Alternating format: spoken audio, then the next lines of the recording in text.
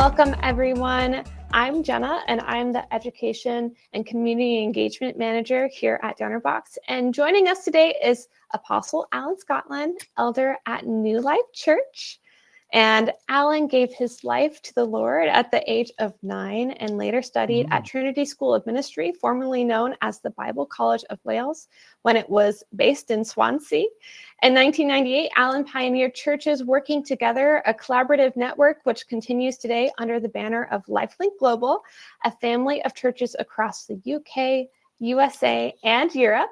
Alan serves as part of the leadership team at New Life Church in Rugby.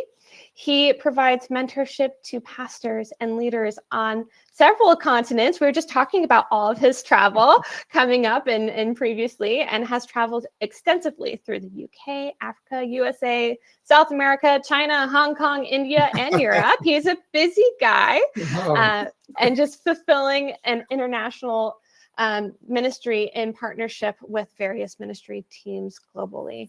And Alan and his wife, Betty, have been actively engaged in Christian ministry for over 50 years. And they have 4 grown children and 16 grandchildren. So a full-time job on its own. Alan, it is an absolute pleasure to have you with us today. Thank you for being here. And today, we are going to be talking about how to inspire generous giving this Easter and beyond. And by the way, this webinar, yes, it is being recorded, and you will receive the recording via email next week. Also, we have Lindsay in the chat to help answer any Donorbox related questions throughout the session. And we'd love to hear from you. If you have any questions for Donorbox or for Apostle Scotland, please feel free to drop them in the chat and we will answer them at the end of the session. Now, before I pass it over to you, Alan, let me take a moment to introduce Ministry Momentum.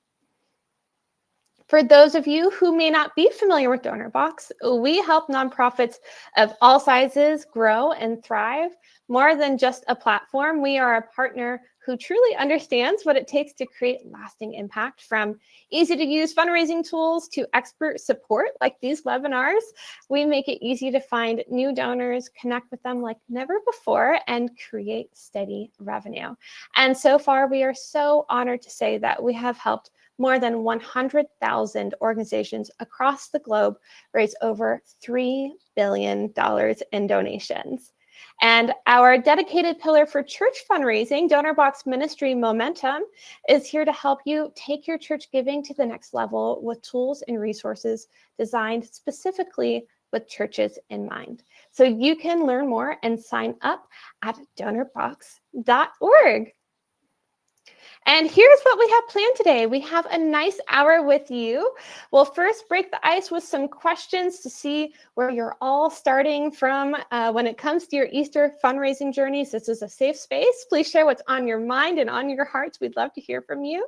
And then Alan will take over to walk us through the spiritual foundation for Easter giving, as well as how to create a compelling appeal to congregants. And then I'll take us for a closer look at Donorbox MinistryMomentum, including our key tools for ministries and some real life case studies showcasing how our tools have helped Christian organizations. So, all right, we'll move on to our first temperature check for today. Let's kick today's session off with some questions, and you feel free to just chime in the chat here. What would you say is the top challenge you face when it comes to income for your ministry or your organization? For example, are you seeing a dip in giving after Easter, or do you struggle to encourage consistent tithing or recurring gifts? Maybe engaging younger generations in generosity is a challenge. What does that look like for you? Letitia says consistency. Yes. Inspiring consistent generosity takes some time, right? Hello, Soleil. What is your biggest challenge? And Alan, what would you say with the churches that you spend time with would be a challenge for them when it comes to income for their ministries? I think it's always a challenge if it's not communicated what people are wanting to achieve. And sometimes people are moved much more with compassion than just with all the details. But I think what they like to know is their giving is making a difference. Yes. And I think that's what's work for me, particularly if I'm in the heart of persecuted believers. That's often where people are more generous than if everything's going well. But I do like the thought that people can stretch out their hands and reach and touch people they've never met. Yes, yes, absolutely. Communicating impact is so important. Yes. Okay, thank you everyone for your feedback. Another one for you. Which giving methods do you currently offer to your congregation or your audience? For example, do you rely mostly on in-service giving with cash or checks, or do you offer online giving like text to give, or do you have a giving kiosk in your atrium? Maybe you've tried recurring giving or QR codes in your bulletins. What does that look like for you? And Alan, I'm sure you've seen all sorts of ways of giving in all of the visits that you do. Yeah, I love the way when you can just go, even if you've got a credit card with you, and just put it on the machine. But I find some churches are very slow to embrace that. Yes. But they can handle maybe the QR code even better. But yeah, I like the idea of having it there so that it's not just at the end of a meeting or the middle of a meeting. Maybe I've forgotten and I can go over to the machine and stick it in, you know, so I quite like that. Yes, absolutely. And I'll say we have a pretty tech savvy group in the room here. Latasha says online giving through QR codes and using a RIB, which is specific to Europe. Desiree says that they offer all of the giving methods, which is what we love to see. Great job. Maria says QR codes and also online. So you guys are pretty tech savvy. I love to see it. Thank you. Okay, now I want to hear about your goals. What do you hope to achieve with Easter this year? Are you looking to fund a special outreach or a mission project? Are you hoping to increase first-time givers and turn them into regular supporters? Maybe your goal is to encourage more online and recurring gifts. What is your goal for Easter giving? Rudy. Rudy's a camp. Oh, and you offer all of the giving methods, QR codes, online, direct mail campaigns. Yes, that's excellent, Rudy. Maria says that they would like to increase first-time donors and supporters and keep them. Yes, retention is great. Let's keep our givers, right? Desiree says a general increase in giving. Yes, that sustainable income that you can depend on. Wonderful. Okay, one more for you all, and thank you again for sharing all of your insights. How comfortable do you feel with the nitty-gritty of creating and communicating a giving appeal to your community or to your congregation? Do you feel confident crafting a message that inspires generosity, or is it a challenge to know what to say? Maybe you're comfortable asking in person, but struggle with digital or social media appeals. Or perhaps you've tried it before, but it didn't get the response you hoped for. Where are you in your giving appeal journey?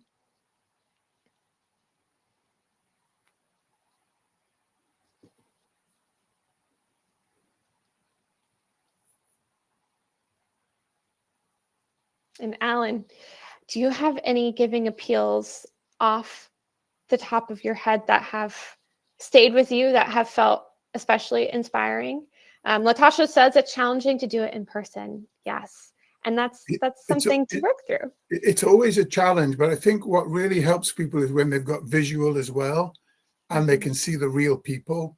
And that's not always straightforward, but I found that's where most of the giving is. And also when people catch the heart of what's going on, particularly in crisis. So I found that stimulates people. In fact, they come to me rather than me go to them, because they want to know, can we invest this? Can we do this? And I find that great. But another way is also, we have a little charity that helps people with certain amounts of seed money. And that's been the most powerful means, where people have helped to give, $3,000 at a time to seed plant situations. Very, very fruitful. Yes, that's an excellent insight. And from Rudy says that they're very comfortable with sharing appeals because they know that they're inviting them to the mission. invitation is the theme. An invitation to join that Very mission good. is an incredibly powerful way to phrase that. That's excellent. Well, I have taken up plenty of your time at the beginning here. I want to thank you for sharing. And now it is my pleasure. I'm going to hop off stage and I'm going to pass it over to Apostle Scotland. So over to you. Thank you so much. I mean, this is a wonderful time of the year, probably one of my most favorite times of the year, because Easter is a season drenched in the deepest revelation of God's generosity. And this overwhelms me right since a little boy of 9, when I studied the cross. It took hold of my heart, the generosity of God, that he embraced agony, the agony of the cross, in order to secure joy and resurrection for mankind. So the prelude to Calvary was woven with acts of lavish love. That's all I can put it that way. It overwhelms me. The cup overflows with generosity. The breaking of the alabaster box before Jesus went to the cross, the cup lifted up in covenant when Jesus took and said, "This is my blood," and the bread when he said, "This is my body, which is broken in fellowship." Each moment declared that Christ was willing to be poured out so that we might be lifted up. You can't get more generous than that, can you really? So the breaking of the alabaster box was more than an act of devotion. It was a foreshadowing of Christ's own sacrifice. So just as the fragrance of the precious perfume filled the house, so the aroma of his love and redemption has filled our world, and it's never stopped. So the cross was not an event of loss, but of the most extravagant giving. And that's why it grips me, Easter. I can cry with joy. I don't quite know how to put that, my tears and my joy, because God has held nothing back in offering his son, and so that mankind could be restored. This means so much to me during Easter. Also, the generosity of God at Easter is not just an account of history, it's an invitation to embody the same spirit for those who are believers. So that the overflowing cup of his grace does not stop with our salvation. It must spill over into the lives of others. Just as Christ knelt to wash the feet of his disciples, love calls us to humility and service. Just as he bore our burdens to the cross, we are called to bear one another's burdens in love. And I know it's difficult in churches to fit everything in, but my, when you look at the story of Easter, we stand at the threshold of a great testimony of divine generosity. This encourages me. The empty tomb is the final word, not of death, but of life abundant. Isn't that wonderful? It's the seal upon a covenant of grace that beckons us to be conduits of the same mercy. Because of what he's done for me, when I look at Calvary, when I look at all he's gone through, I realize that I've got to also be generous to others. So to be broken, we bring healing. That's exactly what Jesus did. To the weary, we offer rest. To the lost, we extend the embrace of Christ's redeeming love. So let's take up the cup, for example, not only to remember, but to pour out. Not only for us to drink from that cup, but to have cups that overflow with blessing to others. May this be the season where the generosity of God's redeeming grace is seen, felt, and known through his people. That's really what the Lord wants. And when I look at it, I consider several aspects of giving. First of all, the giving of our time, a listening ear, a helping hand, or simply being present for someone in need is a powerful act of generosity. Visiting the sick, mentoring the younger generation, or spending time with the lonely reflects the heart of Christ. So that's number one, giving of our time. There's so many ways we can be generous. Don't you think so? Secondly, encouraging words. Words have the power to heal, to uplift, to restore.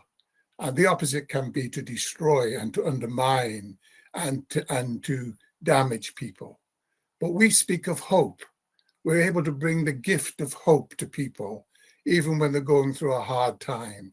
When they're struggling, we can reflect the generosity of the Savior. This is what Easter, I got converted at the age of 9. And at that age of 9, when I saw the cross, I couldn't stop weeping, because I realized then just how loved I am. And that was the beginning of my whole life going forward. But then the third thing is, to me, practical support, meeting tangible needs. This is important. It's an expression of God's love. Providing food for the hungry, for example, clothing for the needy, or financial aid for those struggling. This is important. It reflects the generosity of our Savior. And fourthly, hospitality and fellowship. Opening our homes and hearts to others fosters a connection and an encouragement. So whether through a shared meal or an offering or of space, a space for someone in distress, hospitality is what God is all about, don't you think? And it reflects the kindness of Christ. So here we are in coming into the season of Easter, and I consider number 5, interceding in prayer. I do love the fact that we have the honor of interceding for others in prayer. Praying for others is a gift that transcends physical limitations. I might not be able to be there, but I can be there in prayer. So whether in private devotion or in a gathered fellowship, lifting others before God brings comfort, a breakthrough, a divine intervention. And there are so many stories all of us could testify of where God has answered prayer and in people's great need. And then number 6, serving through ministry, using our God-given gifts to teach, to lead, to counsel, or assist in ministry. All this helps build the kingdom, and it brings others into the knowledge of Christ. So I just can't stop thinking of the different ways we can be generous, just as God has been generous to us. Number 7, generous giving. My, what would we do without this? You see it throughout the New Testament. You see the generosity even in the Old Testament. I often think of the woman who had very little, and she gave her last meal to the prophet, and she never stopped being generous for the rest of her life. And I come to this generous giving, supporting missions, churches, charitable organizations, all enables the gospel to reach beyond our immediate circles and impact lives globally. The college I trained at with Mr. Rees Howells, the great intercessor, I can think time after time when he gave generously, though he had very little. And there are thousands of people today who would give thanks back to that great intercessor who trusted God to give the generous support to others in need. And then 8, acts of forgiveness. This is bigger than people realize. The last thing we need to do is to hold back forgiveness, because this is what Easter is all about, isn't it? And I think we can be generous. One of the most profound gifts we can give is this grace of forgiveness, releasing bitterness and choosing reconciliation. And this mirrors for me the love of Christ. So this Easter, as we stand before the empty tomb, let's not only receive the blessings of his resurrection, but also let's be the instruments. I love this, instruments of his generosity. Just as Christ gave his all, we too are called to give. At least we are givers, not just takers, pouring out love, grace, kindness to a world in need. So my request is, may we embrace this holy season as an opportunity to be an overflowing cup of blessing to others. Let's reflect the limitless generosity of God that we can all testify of. And let us be a living testimony of the generosity of Christ, especially in this season. And I know we can learn a lot more from Donorbox and how we can generate the wherewithal to help meet the need of many. So it's my favorite time of the year, as I said before, with tears, with joy, but with a deep and profound appreciation that God is closer than our breath, and God is for us and not against us. So I'm so delighted just to have these few moments to talk about the generosity of God, his redeeming grace, and his overflowing cup. Not a glass half full, but a glass that overflows. And I want to wish you all a happy Easter. And I hope just those few words will be sufficient just to whet your appetite to be more than overflowing with kindness. Happy Easter, everybody. What a beautiful message. Thank you so much, Alan. The overflowing cup is a mindset that I think we especially, it's hard to keep, right? And what a lovely reminder that our cups are overflowing, and we can inspire generosity in the same way. So thank you very much for that beautiful message. Thank you. Now I will go ahead and I'm going to pull you backstage for the rest of the segment, and then we will bring Apostle Scotland back on. So if you have any questions or thoughts you'd like to share, you can do that at the end of the session. So, all right, here we go. And as we mentioned before, everyone, well, gosh, like what a beautiful message, right? Thank you so much, Alan, for that. As we mentioned before, Donorbox MinistryMomentum is our pillar for all things church and Christian giving. We are so committed to providing tools and resources that help you fulfill your mission and fund your ministry and your church and create deeper, lasting connections with your congregation and your community. So how do you continue to encourage this generosity through the giving experience, right? We've got the mindset, we've got Apostle Scotland's message in our hearts, but how do we encourage this generosity through the giving experience? And a seamless giving experience, both online and on-site, builds trust and makes it easier for your congregation to give.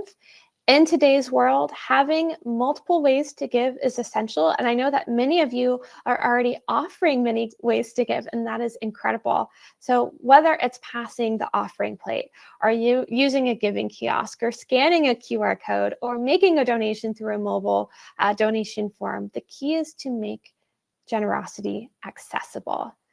Churches with online giving options receive an average of 32% more in donations than those without. And that is a significant increase that can make a real impact on your fundraising efforts. And by offering ways to give at any time from anywhere, but especially during your church service or special events, especially during Easter, you're opening new opportunities for your congregation to support your mission with consistency and, again, generosity, right? So let's take a look at how one organization used Donorbox to extend grace and generosity while addressing water insecurity. I'm going to go ahead and pull up a video here. Did you know that nearly 1,000 kids under the age of 5 die every day from drinking dirty water? One of our primary initiatives is to help every school in our region get access to clean, safe water. We've now helped over 350,000 school children in East Africa have clean water daily because of the donations made to Hydrating Humanity. We have many more to serve. So when we discovered the Donorbox could meet all our platform needs, from affordability to easy recurring donation options, and integrate with our existing website and payment processor, we were really impressed. But it was their commitment to ongoing development that made us confident we had found the right platform partners to grow with us.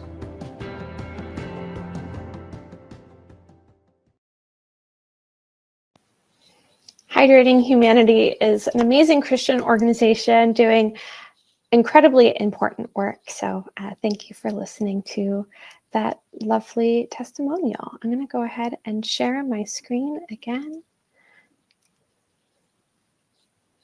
So before we dive into some tools to help you raise more, we first wanted to share some tips to appeal to your audience during this important time. Many of you shared your best feelings about your sending appeals or sharing appeals with your community. Many of you are feeling confident. Some of you aren't feeling as confident in person, but have other methods. With such a rich history and culture of giving, Easter really is the perfect time to connect with your audience on a deeper level and encourage them to share their love and support with those around them. But what's the best way to share your message of giving, right? There are so many ways that you can do this, but here are a few tips that we've narrowed down on to craft a compelling giving appeal. First, just as Alan described, be sure to share the meaning of Easter giving with your audience. So use scripture and storytelling to connect with your audience. You can tell a story from the Bible or even share a beneficiary story illustrating your mission. Fundraising stories are unique opportunities to demonstrate your worth as an organization, as a church, as a ministry. A descriptive, detail-rich story about one of your beneficiaries will connect with a potential donor, right? We are emotional humans and people connect with people, right? So those stories really can move us. And when donors feel more connected with the work that your organization does, they are more likely to give, right? Because you are conveying that impact that Alan was talking about earlier. Understanding impact is so important here. And your audience feels compelled to give, right? After you've told this story. Now it's time to build their trust through transparency. Transparency means being open and honest about how given funds will be used. Having a main fundraising focus during Easter is a great way to build momentum and encourage giving. So for example, now is a great time to raise funds for your upcoming mission trip. Briefly describe to donors how their funds will be used and the difference that that work will make. And when donors know where their gifts are exactly going, they are more likely to give, right? Because they're connecting the dollar amount to a tangible outcome, which is so incredible. I know that someone here is running a camp. So connecting a camp program to a specific dollar amount, to a specific outcome for your camp goers will make a big difference. You can also build trust by showcasing how you've used past donations. So for nonprofits, this often looks like an impact report, but for churches, that can be included right in your giving appeal. So show donors the impact that you're making so that they'll feel confident giving again and again, right? It is an invitation to be part of this impact. Your donors now, they're engaged and they trust that you'll be a good steward for their hard-earned donation, but one piece is missing, right? Why should they give now? Why should they give during Easter? And communicating real urgency is so crucial to encouraging more Easter generosity. Looking back at our first point, your urgency just might be that tithing or giving is meaningful during the time of Easter, during the Easter period. Or going back to our mission trip example, it might be that you have to hit your fundraising goal before the trip starts. So show your donors why their gifts matter right now and make it easy for them to give.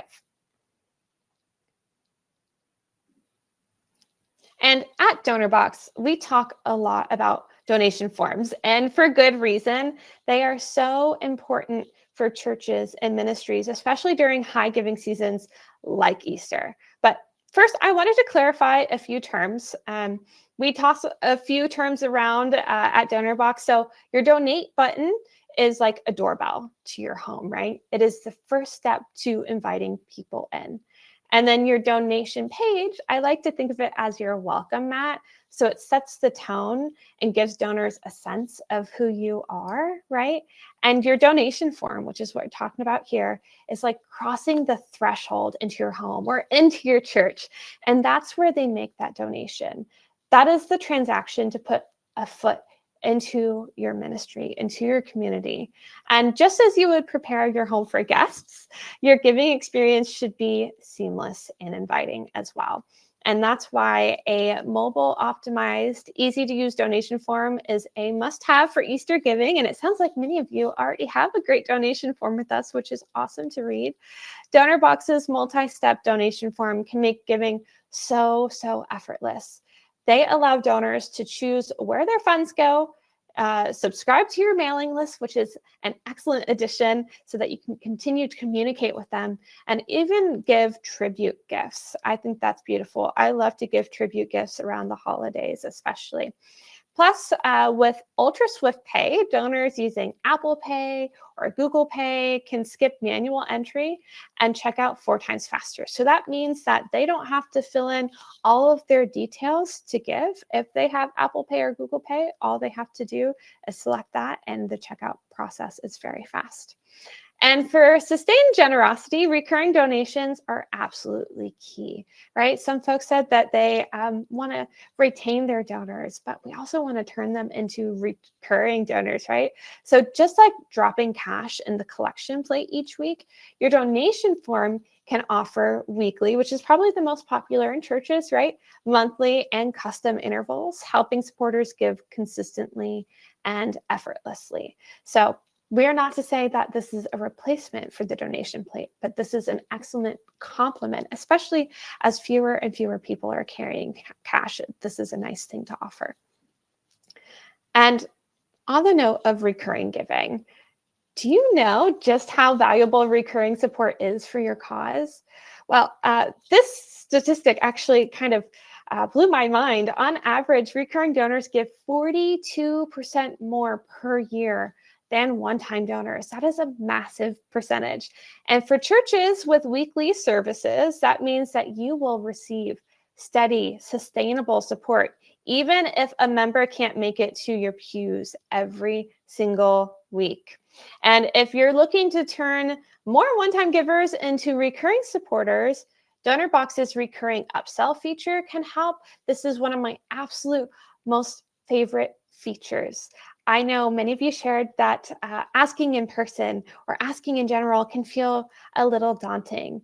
Donorbox's recurring upsell feature is such an amazing, gentle nudge. It feels so natural to help guide one-time givers into a recurring gift instead. So this is how it works. When a donor makes a one-time gift on your donation form and they select it, they will be prompted to upgrade to a monthly donation at 50% of their original amount. So, and while a smaller monthly gift might seem like a modest ask, this adds up in a big way. So for example, if someone donates $50 one time, they will be prompted to choose an upgrade to a 25 monthly gift instead. But over a course of a year, that is $300. So that is 6 times their original donation.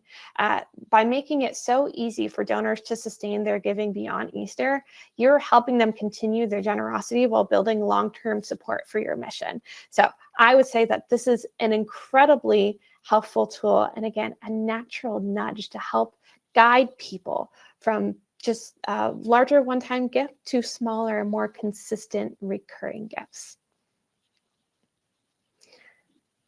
And now, getting a recurring donation is one thing, right? But ensuring you maintain your donors' trust, your community's trust, your congregation's trust is even more important. I'd say the most important. When someone commits to giving regularly, they want to feel in control of their gift, right? And that is why Donorbox helps make it easy for donors to manage their giving on their terms. So after making a donation, they can create a login to access their donor portal at any time. And this gives them the flexibility to pause, adjust, or cancel if they need to their recurring gift whenever they need to. So putting the power in their hands and making recurring gift management simple and hands-off for you. This really lessens the administrative burden of having to go in and manually manage it yourself. Now, for those who prefer not to set up automated gifts, there's also Quick Donate. So this is a fantastic option that lets donors give again with just a couple of clicks right from their donor portal. Now, I want to show you, I learned by example and by video, so I want to show you how this works in action on the next slide. So we've got a little screen share for you. So when a donor is ready to give again, the process is incredibly simple. All they have to do is log into their donor portal. And I know this is moving a bit fast. It will go on a loop. All they have to do is go into their donor portal and navigate to your organization's campaign. And then from there, they can choose to give the same amount or adjust their donation as needed. They can even add a comment if they like, which is, I think, a really wonderful feature. You can see that there on the add comment. And the best part, once everything looks good, they can just give, as you saw there, in just one click without having to re-enter any payment details. So this is fast, this is seamless, and it's just designed to make generosity as effortless as possible. Now that we've talked about ways to make giving easier for supporters online, I do not want to forget about the importance of on-site giving. Alan had mentioned he loves just having a machine and being able to go with his credit card at any time, whether that's in the middle of a meeting or a sermon or at the end, right? And I think this is especially important during Easter, as Easter is approaching. On average, churches see an attendance increase of 75% on Easter. I know many folks in my community, and admittedly, they say they are C and E Christians, so they go to church on Christmas and Easter. So that is a big increase, a 75% increase on Easter. That is a huge opportunity to engage your congregation and inspire their generosity and increase your donations. But do you have a way to collect cashless donations from those extra attendees, right? Folks who don't bring cash. Do you have a way to do that? And this is where Donorbox Live Kiosk comes in. It's an easy, autonomous way for donors to give via card, smartphone, or even smartwatches, and no cash is required. And even better than this, I love the giving plate. Yes, it is a wonderful ritual. But when someone puts $5 in the giving plate and then they pass it down, how do you know how to thank that person? How do you know who gave that $5? So I want to talk about how it works. Setting it up is a breeze, and we'll talk about a bit of that. So all you have to do is download the Donorbox Live Kiosk app onto an iPad or an Android tablet. And you can pair it with a card reader to accept donations via card, smartphone, or smartwatches. And then you can collect optional donor details like name, phone number, and address if you'd like to keep those connections strong. If you know that you want to send someone a physical piece of mail, ask for their address. Or if you know you love giving phone calls, you can ask for that information as well. So it is fast, secure, and it's nice. It's discreet, right? Some people don't want to show off that they're giving, and it is a very deeply personal experience. So setting up a kiosk in your atrium or somewhere in a quiet, reflective space can really create a safe space for people to practice their generosity. And I think that is absolutely ideal in today's cashless world. And plus it removes the barrier of having to carry cash or a checkbook, right?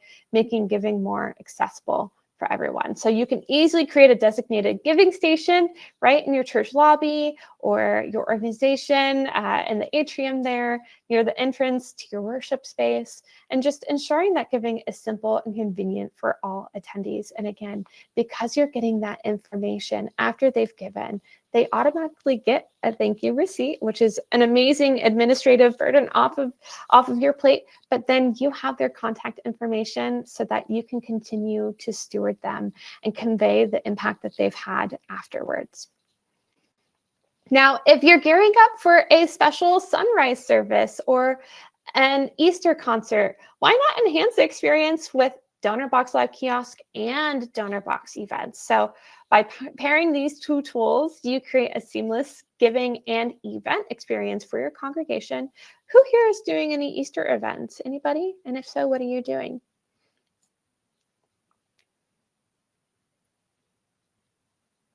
Donorbox events allows you to sell tickets or collect free event registration in just a few minutes, which is really wonderful.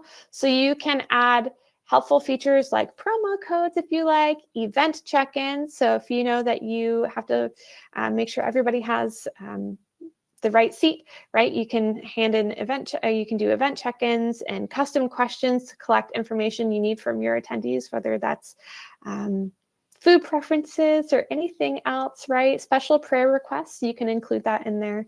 And setting up is so simple. You can create a very attractive event page hosted on Donorbox, which is incredibly easy, right? Or I love this part, you can embed the ticketing form directly on your website. If you have a beautiful website and a beautiful event page already, you can embed this form right there within the page. Plus, you can encourage even more giving by asking ticket buyers for additional donations when they purchase their tickets, right? So just adding another touch point.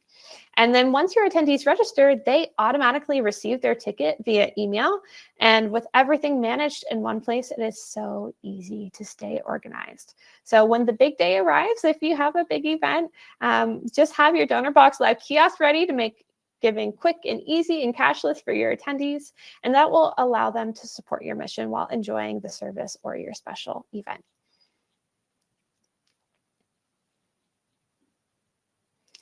Okay, before we wrap up, I want to make sure you have everything you need to make your Easter giving experience as seamless and impactful as possible. So to help you maximize in-person giving this season, we are offering a special opportunity to try out Donorbox Live Kiosk for free for 2 months. So this is the perfect chance to streamline your giving process, increase your in-person donations and donations overall, and make it even easier for your congregation to support your ministry, whether they're attending in person or virtually. So to claim your offer, I'm going to go ahead and submit or launch a link for you.